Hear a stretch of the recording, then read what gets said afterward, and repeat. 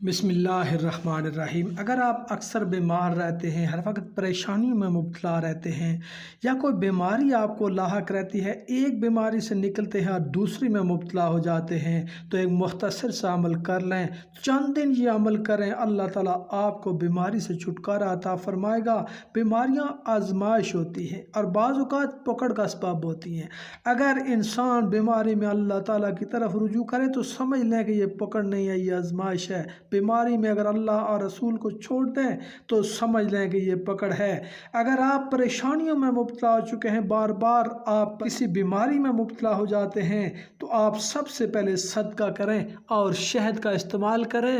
آپ نے یہ مختصر سا عمل شہد پر، پانی پر دم کر کے آپ نے شہد کا استعمال کرنا ہے۔ شہد پر دم کریں یا پانی پر دم کریں اور 3 دن تک یہ عمل کریں، اور اگر بارش کا پانی ہو تو وہ بہترین شفا ہے۔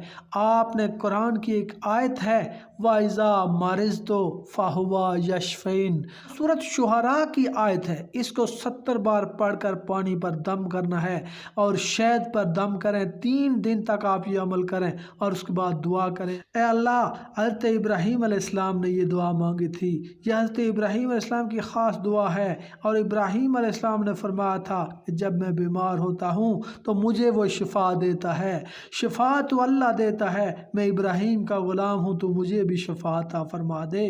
بیمار، پریشان حال مریض، ہر بیماری میں الجھا ہوا یہ ابراہیم علیہ السلام کا وظیفہ کرے، یہ ابراہیمی عمل ہے، تو اللہ تعالیٰ اس کو شفا عطا فرمائے گا، اللہ تعالیٰ اس کی تمام پریشانیوں اور بیماریوں کو ختم کر دے گا۔ ابراہیمی الفاظ اتنے طاقتور ہیں کہ ان الفاظ کی برکت سے اس قوم کے دجل، فریب اور بیماریوں سے اور سحر سے نجات دی، اور اس کی برکت سے اللہ تعالیٰ آپ کو شفا دے گا اور آپ کی اللہ پاک حفاظت فرمائے گا۔